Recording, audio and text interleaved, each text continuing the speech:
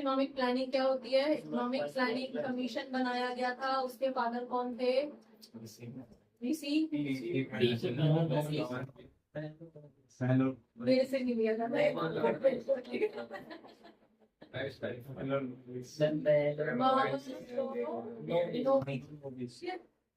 ठीक है, ये वो जो पर्सनली आप कर लेना, राइट। चलिए, तो उसके बाद नहीं मोहन जो दारू नहीं है। चलिए नेक्स्ट, आपका कौन होता है इसका प्राइम, ये हेड कौन होता है प्लानिंग कमीशन का? प्राइम मिनिस्टर होते हैं, ठीक है। जो भी करंट प्राइम मिनिस्टर होते हैं वही उसके हेड होते हैं। नेक्स्ट आपके पास और हमने क्या किया था, यहाँ पे हमने कुछ 5 ईयर प्लान किए थे। 5 year plan, first 5 year plan किसको डेडिकेटेड था?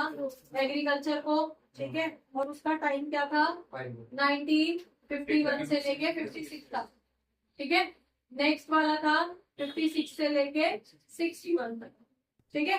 फर्स्ट वाला एग्रीकल्चर के लिए डेडिकेटेड था, पूरी तरह से जो चेंजेस किए गए वो एग्रीकल्चर के लिए किए गए।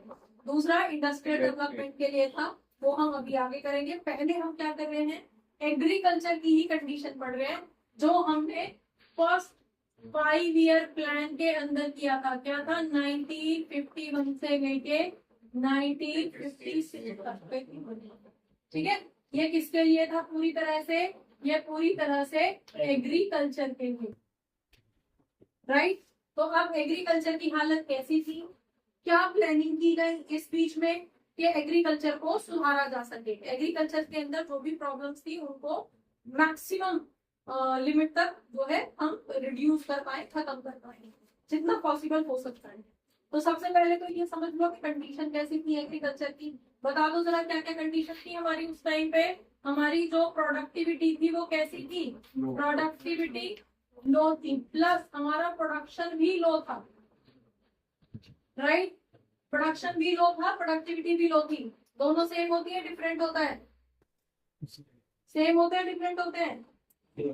हाँ जी, हाँ जी। प्रोडक्टिविटी और प्रोडक्शन, हाँ जी।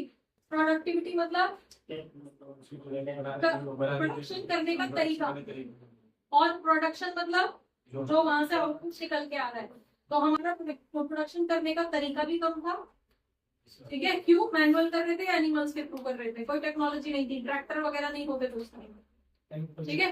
मतलब जमींदारों के पास होते हो, नॉर्मल लोगों के पास नहीं होते थे, राइट। दूसरी तरफ प्रोडक्शन, जब हम पूरी तरह से कोई फर्टिलाइजर हमारे पास नहीं था, पूरी तरह से हम बारिश पे डिपेंडेंट थे, कभी बाढ़ आ गई, कभी सूखा पड़ गया, तो हमारा प्रोडक्शन भी कम ही होता था, राइट। दूसरा, हमारे पास यहाँ पे डिसगाइज्ड अनएम्प्लॉयमेंट था। बता दो जरा क्या है ये? पहले भी मैंने कई बार बोला है, जहाँ जरूरत से ज्यादा लोग काम कर रहे हैं, तो ऐसे लोग एम्प्लॉयड नजर आते हैं, काम सब कर रहे हैं। एग्जाम्पल लिया था कि 8 लोग हैं फैमिली में, 8 उसी खेत में काम कर रहे हैं, जबकि वहाँ नजर तो सारे आ रहे हैं कि सब एम्प्लॉयड है, सब काम कर रहे हैं, सब खेती कर रहे हैं, लेकिन 6 लोग एक्चुअली वहां पे ऐसे हैं जिनकी जरूरत नहीं थी, तो वो एक्चुअली में अनएम्प्लॉयड है, दिखाई नहीं दे रहे, बस। समझ में आ गया? तो ऐसे उसको क्या बोलते हैं? डिसगाइज्ड अनएम्प्लॉयमेंट हमारा जो है फैला पड़ा था। हम पूरी तरह से किस पे डिपेंडेंट थे? हम पूरी तरह से डिपेंडेंट थे नेचर पे, ऑन नेचर, ठीक है। नेचर मतलब बारिश आएगी, ठीक है, खेती हो जाएगी, बाढ़ आ गई तो मर जाएगी, सूखा तो भी नहीं पाएगा। हम पूरी तरह से किस पे डिपेंडेंट है? नेचर पे डिपेंडेंट है, हमारे पास कोई टेक्नोलॉजी नहीं है, राइट। नेक्स्ट आपके पास आ जाएगा ये आपके पास सब्सिस्टेंस फार्मिंग। सब्सिस्टेंस फार्मिंग का मतलब क्या है आपके पास?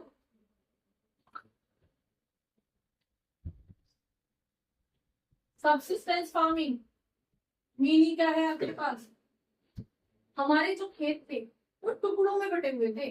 मेरे पास इतनी जमीन है, उसके पास जमीन है, सबके पास छोटे छोटे टुकड़े थे, राइट। तो ये भी एक प्रॉब्लम कि वहां पे मैनुअली ही काम हो सकता था। अगर हम हाई टेक्नोलॉजी ट्रैक्टर वगैरह वहां पे लाने लगे तो इतनी जगह ही नहीं थी, छोटे छोटे से खेत थे, राइट। कभी अपने जो ग्रैंड पेरेंट्स हैं उनके पास कभी बैठोगे तो जो भी गांव से बिलोंग करते होंगे या जिनके घरों में पहले कभी खेत रहे होंगे या अभी भी हैं, तो उनसे पूछ के देखना, एक वर्ड होता है चकबंदी। ये क्या था? ठीक है, क्या क्या था उसके अंदर? यहाँ पे जो हम रिफॉर्म पढ़ेंगे अभी, वो उसको पढ़ना। तो अभी सबसिस्टेंस फार्मिंग का मतलब है कि हमारे जो खेत थे वो बहुत छोटे छोटे से, किसी ने अपने में गेहूं उगा रखे हैं, किसी ने अपने में बैगन उगा रखे हैं, किसी ने अपने में कुछ उगा रखा है। तो हर जगह मतलब छोटे छोटे टुकड़ों में हमारी जो है खेती बदल रही है। उसमें कोई भी टेक्नोलॉजी यूज नहीं होता, होती भी तो भी नहीं होती। क्लियर हो गया? डन।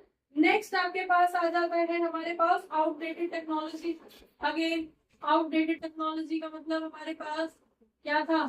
थी कुछ हमारे पास टेक्नोलॉजी जो लिमिटेड जमींदार वगैरह के पास थी, वो भी आउटडेटेड, वो उसी में अपने आप को राजा समझते थे। ठीक है, नेक्स्ट आपके पास हमारे पास क्या थी? स्मॉल लैंड होल्डिंग्स और कंफ्लिक्ट बिटवीन। कंफ्लिक्ट किसके बीच में? कंफ्लिक्ट बिटवीन कौन? टिलर्स एंड वो भी लैंडलॉर्ड्स। ठीक है, ये हमारे पास कुछ प्रॉब्लम्स थी। क्लियर हो गया? तो यहाँ पे मेन प्रॉब्लम किसकी आ रही है? लैंडलॉर्ड। छोटे खेत थे, टेक्नोलॉजी अगर लिमिटेड लोगों के पास थी तो वो बहुत पुरानी थी, या हम वही गाय भैंसों से ही काम चला रहे थे। ठीक है, पूरी तरह से नेचर पे डिपेंडेंट थे। तो ये तो हमारी हालत थी इस टाइम पे। अब इसको रिमूव करने के लिए या इसको इम्प्रूव करने के लिए जो सबसे पहला जो कदम उठाया गया, दैट वाज लैंड रिफॉर्म्स। यहाँ पे जो एग्रीकल्चर के अंदर, जो एग्रीकल्चर के अंदर रिफॉर्म लाया गया, वो दो स्टेज में लाया गया। पहला तो ये जो लैंड से रिलेटेड प्रॉब्लम्स है ना, इनको ठीक करो पहले। जमीन से रिलेटेड क्या? जिसका एक्चुअली खेत है, जो एक्चुअली खेत में काम कर रहा है, उसको तो कोई फायदा मिल नहीं पा रहा है, या वो इस लायक नहीं है कि फर्टिलाइजर्स यूज कर पाए या अच्छी खेती कर पाए। समझ में आ गया? मशीनरीज नहीं है, हाईटेक मशीनरीज नहीं है, वगैरह वगैरह। यहाँ पे छोटे छोटे से खेत है, डन। जो जमींदार लोग हैं उनके पास तो अपनी भी है, औरों की भी उनकी यहाँ गिरवी रखी हुई है, तो उनके पास तो बहुत सारी है। और जो एक्चुअली जिनको जरूरत है उनके पास जमीन है, उनके पास छोटे छोटे टुकड़े हैं जमीनों के। राइट, तो सबसे पहले तो जमीन वाला डंडा ही खत्म करना है। तो गवर्नमेंट ने सबसे पहले जो रिफॉर्म किया वो किसमें किया कि हम एक तरफ तो लैंड रिफॉर्म करते हैं, जमीन से रिलेटेड कोई ऐसा लॉ बनाते हैं जिससे कि लोगों के पास जमीन पहुंचे और ये जो लैंड से रिलेटेड प्रॉब्लम्स है वो सेटल हो जाए। ठीक है, इसके लिए हम बीच में से जो जमींदार वगैरह है उनको आउट करेंगे, अभी करेंगे। दूसरी तरफ हमारा मेन प्रॉब्लम क्या थी कि हम हमारी जो फार्मिंग थी उससे कुछ रिजल्ट नहीं निकल के आ रहा था, हमारा प्रोडक्शन और प्रोडक्टिविटी दोनों ही कम थी। तो हमें कोई ऐसे सीड्स लाने पड़ेंगे, कुछ ऐसा करना पड़ेगा कि प्रोडक्शन बढ़ जाए हमारा, तभी तो जीडीपी बढ़ेगा। राइट, तो दूसरी तरफ हमने यहाँ पे जो है ग्रीन रेवोल्यूशन लेके आए। क्लियर है? ग्रीन रेवोल्यूशन का मीनिंग क्या है? हरियाली बढ़ाना। ग्रीन रेवोल्यूशन का मतलब क्या है भाई? रेवोल्यूशन तो सुना है। व्हाइट रेवोल्यूशन किसके लिए था? के लिए बढ़ाना, तो प्रोडक्शन बढ़ाना, चारों तरफ फैलाना। राइट, गोल्डन रेवोल्यूशन क्या होता है?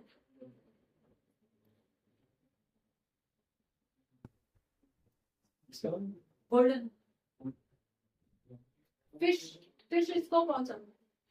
ठीक है, मतलब पूरे उसमें सर्कुलेट करना, क्योंकि कुछ कोस्टल एरिया में फिश लिमिट से ज्यादा हो रही है। ठीक है, और दूसरे एरिया में वो नहीं पहुंच पा रहे, तो उसको उसका नेटवर्क क्रिएट करना, तो बाद में करेंगे। अभी फिलहाल हमारा क्या है, हमारा टारगेट क्या है कि एग्रीकल्चर को सेटल करना है। तो एग्रीकल्चर को सेटल करने के लिए मेनली दो लॉ लाए गए, दो कानून लाए गए। First was land reform. तो लैंड रिफॉर्म का मतलब है लैंड से जुड़ी हुई जितनी भी प्रॉब्लम्स थी कि जो जमींदार के पास गिरवी पड़ी है या जिसका है वो उस पर काम कर रहा है, या जितना उगा रहा है वो जमींदार को दे रहा है सारा उगा के, उसको कोई फायदा नहीं हो रहा है, वगैरह वगैरह वगैरह। समझ में आ गया? तो उसको सेटल करने के लिए यहाँ पे अगेन दो चीजें हुई।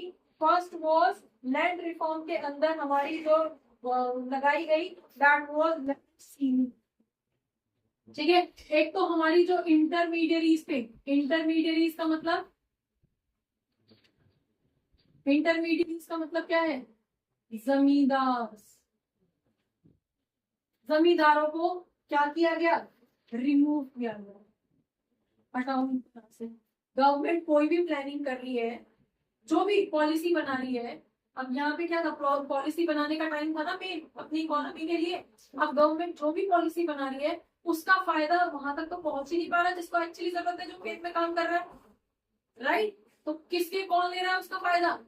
पढ़ने की नॉलेज किसको है? जमींदार लोगों को। ठीक है। तो अब उन्होंने जमीन और किसने हड़प रखी है? जमींदार लोगों ने। खेती कौन कर रहा है, काम कौन कर रहा है? किसान। ठीक है। गवर्नमेंट की तरफ से जो भी पैसा आ रहा है उसको, वो किसकी जेब में जा रहा है? क्योंकि उसको तो पता ही नहीं है कि गवर्नमेंट ने कोई रूल रेगुलेशन भी बनाए हैं, या गवर्नमेंट ने हमारे बेनिफिट के लिए कोई सब्सिडीज भी प्रोवाइड करी है। वो कौन ले रहा था? वो ये ले रहे थे, क्योंकि मालिक तो ये बने बैठे थे। तो अकाउंट में या किसी भी उसमें जो भी पैसा आ रहा था, ठीक है, जो भी पैसा दिया जा रहा था उसे कौन हड़प रहा था? उन तक पहुंच ही नहीं रहा था। तो गवर्नमेंट ने लैंड से रिलेटेड जो सबसे पहला काम किया वो क्या किया? Land reform. और लैंड रिफॉर्म में सबसे पहले ये जो बीच में आ रहे थे ना गवर्नमेंट, देखो ये हमारी क्या है? गवर्नमेंट है। गवर्नमेंट किसको देना चाहती है? सीधे फार्मर को देना चाहती है। ठीक है, कोई भी हमारे पास, ठीक है। अब लेकिन यहाँ पे आ क्या रहा था? जमींदार लोग आ रहे थे, एजुकेशन भी इनके पास है, इनकी जमीन भी इनके पास है, तो इनके पास तो पूरा सब कुछ है। गवर्नमेंट की कोई भी पॉलिसी आ रही है यहाँ तक तो पहुंच ही नहीं पाती। सीधे कोई भी सब्सिडी आ रही है या कोई भी पॉलिसी आ रही है, वो सीधे कौन ले रहा है? एक्चुअली वो तो भूखा मर रहा था, भूखा मर रहा है, उन्हें तो कोई फायदा नहीं हुआ कि अंग्रेज चले गए, फिर भी वो एक्सप्लॉइट हो रहे। पहले वो कर रहे थे, अब ये कर रहे हैं, राइट। तो गवर्नमेंट ने इस जमीन से रिलेटेड सबसे पहले इन लोगों को बीच में से रिमूव कर दिया, और सीधे जो भी पॉलिसी रहेगी उसको सीधे फार्मर तक पहुंचाया जाएगा। दूसरी चीज, यहाँ पे लैंड सीलिंग कर दी गई। अब कैसे पहुंचाया जाएगा? उसके लिए लैंड सीलिंग लगा दी। लैंड सीलिंग का मतलब है कि एक बंदे के पास पर हेड एक पर्टिकुलर अमाउंट ऑफ जमीन बता दी गई कि उससे ज्यादा नहीं हो, ठीक है, दी गई दी जो भी होते हैं, ठीक है, वहां पे बता दी गई, बोल दी गई है, डिसाइड कर दिया गया पर हेड इससे ज्यादा जमीन नहीं होती। क्योंकि जमींदार लोग क्या थे, वो तो इतनी सारी जमीनें लेके बैठे हुए है ना, उनकी अलमारी में इतने सारे वो कागज रखे हुए हैं, तो पूरा गाँव उन्हीं का था, राइट। तो गवर्नमेंट ने यहाँ पे सीलिंग लगा दी। सीलिंग मतलब मैक्सिमम लिमिट, इससे ज्यादा तुम्हारे पास जमीन नहीं होगी, अगर हुई तो हम छीन लेंगे, गवर्नमेंट छीन लेंगे। That is known as land ceiling, maximum limit, ठीक है। तो अब यहाँ पे हुआ क्या कि जब उन्हें जमींदारों को फायदा होना बंद हो गया, क्योंकि वो नहीं लेंगे, वो किसानों से हड़प भी लेंगे, तो वो किसके पास चली जाएगी? गवर्नमेंट के पास चली जाएगी, तो इनको तो कोई फायदा नहीं हुआ। तो इन्होंने फिर यहाँ पे इससे फार्मर्स को फायदा हुआ कि अगर इनके पास है तो गवर्नमेंट ने ले ली, किसको देगी? फार्मर को। तो इस तरह से लैंड सेटलमेंट सिस्टम से थोड़ा सा फार्मर्स को फायदा हुआ। समझ में आ गया? तो लैंड रिफॉर्म इस तरह से दो स्टेज में लाए गए कि सबसे पहले तो इन बिचौलियों को गायब किया गया बीच में से, क्लियर हो गए, इंटरमीडियरी जमींदार के नाम पे जो थे, और फिर उसके बाद में लैंड सीलिंग लगा दी गई, मैक्सिमम लिमिट डिसाइड कर दी गई कि इससे ज्यादा लिमिट, इससे ज्यादा जमीन पर हेड नहीं होगी, मैक्सिमम इतना रख सकते। क्लियर हो गया? ये क्लियर हो गया, लैंड वाला इशू खत्म हो गया। नाउ नेक्स्ट पॉइंट आपके पास आ जाता है कि अब जमीन तो उन्हें मिल गई, फार्मर्स को मिल गई जमीन, अभी जमीन में उगाने के लिए भी तो चाहिए, राइट। तो उसके लिए गवर्नमेंट ने ग्रीन रेवोल्यूशन लेके आई, और ग्रीन रेवोल्यूशन का मतलब है कि यहाँ पे हाई यील्डिंग सीड्स, HY, ठीक है, क्या है ये? हाई यील्डिंग सीड्स, मतलब कि जिनसे ज्यादा से ज्यादा प्रॉफिट हो सके, जिनसे ज्यादा से ज्यादा प्रोडक्शन हो सके, मैक्सिमम प्रोडक्शन हो सके, इस तरह के बीज हमने अपनी इकोनॉमी के अंदर इंट्रोड्यूस किए। क्योंकि जो मेजर पॉपुलेशन थी वो कैसी थी? वो एग्रीकल्चर पे डिपेंड कर रही थी, ठीक है। 70 to 80 to 90% पॉपुलेशन हमारी एग्रीकल्चर कर रही थी। उनको उनकी जमीनें तो लौटा दी गई। अब उस पे खेती करने के लिए ऐसे सीड्स चाहिए जिससे कि वो जब प्रोडक्शन करे तो प्रोडक्शन ज्यादा हो, जिसको अपनी लोकल लैंग्वेज के अंदर हाइब्रिड सीड्स बोला जाता है। कैसे सीड्स है ये हमारे हाइब्रिड सीड्स। मीनिंग क्या है हाइब्रिड सीड्स का? पहले कोई भी सब्जी नॉर्मल भिंडी है छोटी छोटी उगती थी अपने खेत में, अभी बिना के उसके फर्टिलाइजर के उगाओ तो भी जैसे ही उसके अंदर फर्टिलाइजर डाला जाता है उसको साइज बना होगा। तोरई घिए लौकी इतने बड़े बड़े हो जाते, राइट? क्यों? कैसे? क्योंकि जो सीड उगाया जा रहा है, क्योंकि बेचने वाले को क्या चाहिए कि ज्यादा बड़ी क्वांटिटी होगी, ज्यादा किलो का होगा, ज्यादा पैसे मिलेंगे, राइट? और यहाँ पे हमारा क्या ऑब्जेक्टिव था कि जो जनता हमारी भूखी मरी है उसका खाना पहुंच सके, ठीक है। जो लोग उगा रहे हैं उनको वो इतना उगा पाए कि मार्केट में बेच सके, राइट? दोनों तरफ का वो करना था। मिक्स इकोनॉमी है भाई, कैपिटलिज्म को भी देखना था, सोशलिज्म को भी देखना था, तो इसलिए हमारे लिए क्वांटिटी और जो अमाउंट है वो दोनों ही जरूरी है। समझ में आ गया? इसलिए हमने यहाँ पे क्या इंट्रोड्यूस कर दिया, HYV सीड्स हमने यहाँ पे कर दिया, ठीक है। HYV सीड्स मतलब कि high yielding variety seeds, clear हो गया? देन जिसको हाइब्रिड सीड्स बोला जाता है। इस तरह से करके ये एग्रीकल्चर वाली जो प्रॉब्लम थी उसको सॉल्व करने की कोशिश गवर्नमेंट ने की। क्लियर हो गया? यहाँ तक समझ में आ गया? अब गवर्नमेंट ने कोशिश तो की अपनी तरह से, लेकिन आप मुझे बता दो क्या ये जमींदार लोग वापस अब इससे हम ड्रॉबैक्स पे आते हैं कि कोशिश तो की गई कि एग्रीकल्चर को सुधारा जाए, लेकिन इसके कुछ प्रॉब्लम्स भी रहे, कुछ ड्रॉबैक्स भी रहे। ये जो जमींदार हैं जिन्होंने सालों में पुश्तों से लूटते हुए आ रहे हैं, वो गवर्नमेंट ने मैक्सिमम लिमिट लगा दी, लेकिन उनके घर में भी तो 8-8 10-10 बच्चे हैं। मैक्सिमम पर हेड है, पर घर नहीं है, ठीक है। मतलब कि सपोज एक प्लॉट पर हेड रख सकता है, डन। तो घर में 8 बच्चे, 4-6 लेडीज भी,